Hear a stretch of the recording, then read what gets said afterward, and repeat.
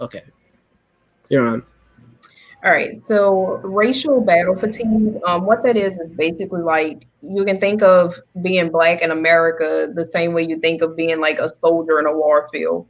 So it's like you're constantly dealing with these attacks. You don't know what's coming at you, like feeling like just basically feeling like you're constantly in a state of defense or a state of like anxiousness.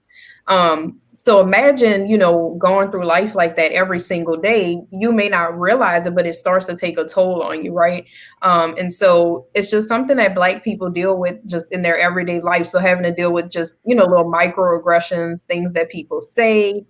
It can be something as simple as, you turn on a movie, there's no one Black in it. So just different things like that, after time, it starts to build up and it starts to take a toll on you physically as well as psychologically. So.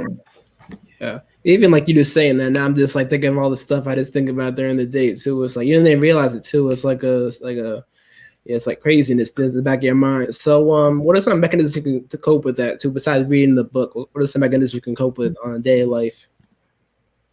I think it's very important. Like I'll speak for myself personally, right? So in my workplace, I am literally the only Black person, which that in itself is like being at work for those 8 hours. I feel like I have to constantly like monitor what I say, so it's not taken the wrong way, or like have to deal with little things they say, and like sometimes I have to hold my tongue and remember, like, I'm at work right now. Like, I can't really speak on things how I want. But I feel like if you're in a position like that, it's very important to have an outlet. So, making sure I spend time with friends or even just call up a friend who is Black so that I can kind of vent and say all those things that I can't say at work. Um, Another thing is just kind of is speaking on things too when it happens, because a lot of the fatigue is from sometimes like somebody will say something racist and we don't even have the energy or like the willpower to call them out on it, but then we start to internalize that and it just builds and builds and builds. So I think it's important where if somebody says something that like offends you, you need to address it and call them out. So Yeah, that's great though, because like growing up, you're taught like I think before this time, 2020, it was like a different year though. Like people were like afraid to speak up or like hold their tongue and like like have to like bow down to the man or something like that too. But it's like you say, you have to speak up too because it make it work for us too. So can you speak a little about how people could receive therapy during this time, like with coronavirus happened and not being able to go in person too? Speak a little mhm. bit on virtual therapy, please. Yeah, so I mean, I feel like so many good things have come out of the whole coronavirus situation, and one of them is the virtual therapy. It's just so much more convenient and also a little less intimidating, I think, to just open up a computer or open up your phone and kind of, call up a counselor versus having to go into the office and it's a new place and you might run into somebody or like you don't know who's working the front desk, or is that person judging me, and I have to sign all this paperwork. And so I think the virtual therapy thing is just amazing. Being in your own home and having that comfort can really help somebody open up when they're talking to a stranger about all these problems they have going on in their lives. And I think it's way more convenient. Some people cannot go to therapy because they might not have the transportation to get there. And so it can help people out in that way. It helps out in a lot of ways, more ways than one. Can you speak on that little bit too? Where people could find the virtual therapy, and what if they can't afford it though? What are resources like that are out there to help people out? Mhm. Yeah, so if you have health insurance, most insurances cover therapy up to a certain point. So like where most therapists charge like over $100 an hour, through your insurance, you might only have to pay, $45 an hour or something like that, or how many ever per session. A lot of therapists also do what's called a sliding scale. So let's say you don't have insurance, or let's just say even with insurance, it's just too high and you feel like you can't afford it. A lot of therapists will work with you and change their fees based on what you can pay or what your income is, which is really helpful for a lot of people. Okay, can you speak a little on how it's changed over the years, mental health and the field in general? Just like how it's changed over the years, you Yeah, mean? over the last 2 years or so? Since you've been like studying the field. There's definitely since I started, which again, it's only been 4 years since I received my degree, but I feel like there's a lot more focus on diversity and multicultural counseling. I think a lot of counseling programs, like the schooling that we receive, it's kind of like a blanket, right? Like they think it'll cover everybody. Like, oh, we're talking about the brain. Everybody has a brain. So like this will cover everybody.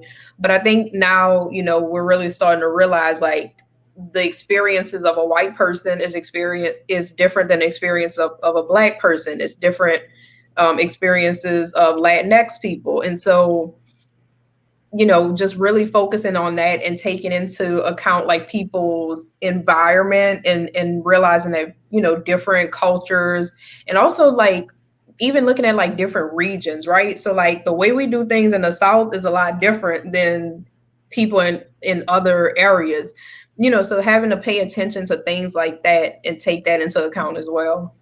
Great. So can you speak a little on how to cope after a session too? Like a lot of people, after you go to therapy, they lose that feeling. Or how do you keep that feeling? Like, what do you recommend? Like a lot of therapists I talk about homework and all that too.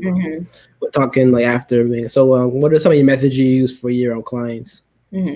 I'm definitely a therapist that's all about homework. It doesn't stop after we are done with our hour. Like you have to continue to do the work, right? Because as a therapist, we're not there to like give you advice. We're not there to give you the answers. We're not there to solve your problems. Like you are an adult, you are an individual, you can do that on your own. We're kind of there to just give a different perspective or help you see things a little differently and guide you there. But at the end of the day, like you're the person that has to do the work, whatever that work might look like for you. And so I'm really, really big on journaling. I have all my clients, like no matter what issue they come in presenting with, I have all my clients keep daily journals, and I have them write in their journal either first thing in the morning when they wake up or like last thing at night right before they go to bed. And there's no prompt. It's literally just write whatever is on your mind right now. And then we'll in the next session kind of process that and talk about it. And so I'm really big on that. And so another thing is just kind of de-escalating. Like let's say I've had a session with somebody and we talked about like some really heavy stuff and that hour is up, but you feel like it's still on your chest. Like, don't be afraid to bring that up. If you have to go over that hour sometimes, then that's fine. But we never want a client to leave a session feeling more confused or feeling like they're carrying more than they started with. Great. So, since you've been in the field for like fairly new time, can you talk to the young people out there and the people that's beginning in the field too? Advice for them? My advice for people that's getting in the field: make connections. There's always going to be like a lot of people doing the same thing you're doing, and it's easier to make those connections because what happens is, let's say there's, this really well-known counselor in your area. You might look at them like competition, which to, an extent they are. But at the same time, if they're that popular, it's going to come to a point that they can only see so many people. No one has like an infinite number of clients they can see. They're going to reach a point to where they have to say, okay, I need to start referring them to other people. And so that's why it's really important to like network. I'm a member of a couple Facebook groups for counselors, like specific to like the city I'm in. So those are full of opportunities. Like I actually got one of my jobs from the Facebook group as well. So just networking is super important. And also like staying up to date, like with your licensing board or like your credentialing board. They're always going to send out like emails and all this new information and like these classes you can take. So staying on top of that stuff as well, just to make sure you're like most up to date with all of that. Great, that's great advice. Thank you for that. So, issues that's been coming up recently is the police and mental health. So, what are some ways we can go beyond policing and mental health, like ways we can help people in like the stress? So you mean like just the stress of people, like what they're seeing on TV with the Yeah, like somebody's like distressed in public or something like that, like a little about that, and the other side too. That'd be Okay, great. yeah. So I mean, as for the thing in like public, I feel like a lot of too many of the police shootings are because the victim was somebody who probably had a mental health issue, and the lack of proper training on the police side, they don't know how to react to that other than to treat them like they're a hostile individual when they're not at all. They're just displaying signs of some type of mental illness. So my first issue is with the legislation side of it, and the lack of proper training that police forces give their people that they put out on the streets. But on the opposite side of that, for like people who maybe, feeling distressed or feeling like anxious when they're watching all of this on TV, my first thing is, of course, to just disconnect at some point. Like, especially with everything going on now, not just the police shootings, but like with COVID, and there's just the elections coming up pretty soon. Like with all of this going on, a lot of people I know are glued to their TVs because they feel like they need to stay up to date, but please don't do that. Like disconnect from the TV, disconnect from social media, like, take at least, set a timer on your phone, like 30 minutes, take 1 hour, sometime out of your day to like disconnect and do something else. And then also just remembering to like connect with people that you're, loved ones and people that you're close to. Okay, let me speak a little on the new normal for people out there like struggling maybe to find work or like mentally this like week right now with so much going on. So could just like give some advice or some words of encouragement? That'd be great. Yeah, I don't know if people will find this encouraging, but I mean, the honest truth is that we just have to deal with it, right? Like this is what it is. We are not going back to what it was before. Like that, what you knew is gone. And so it's learning how to adjust and, learning how to just kind of go with the flow and not harp on what was, because that's not going to get you anywhere focusing on the past.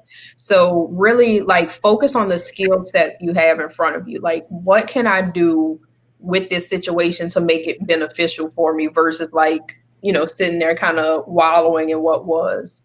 Okay.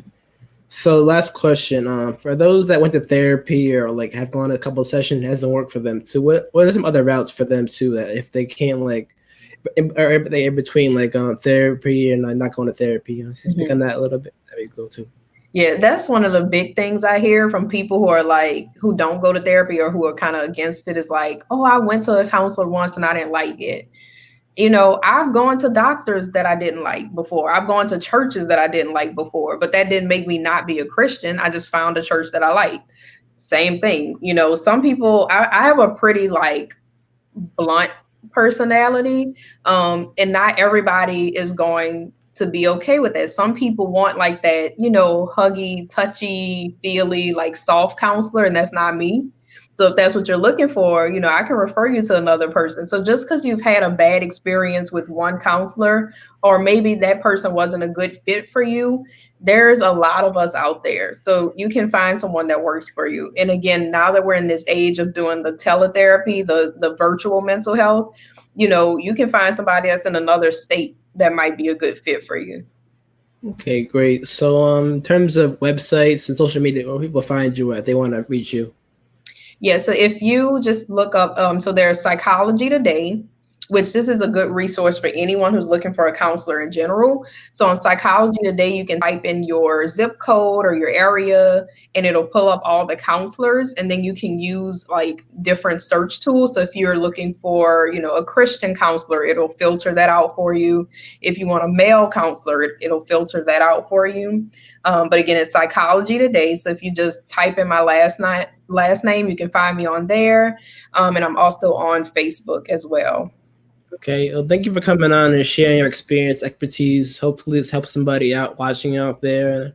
And thank you very much. I appreciate it. No problem. Thank you. And you'll have a good night. And then thank you guys for watching the Countless Vlogcast. I'm your host, Justin Rich. You can subscribe on YouTube, watch this again. Thank you guys for watching. I'm out.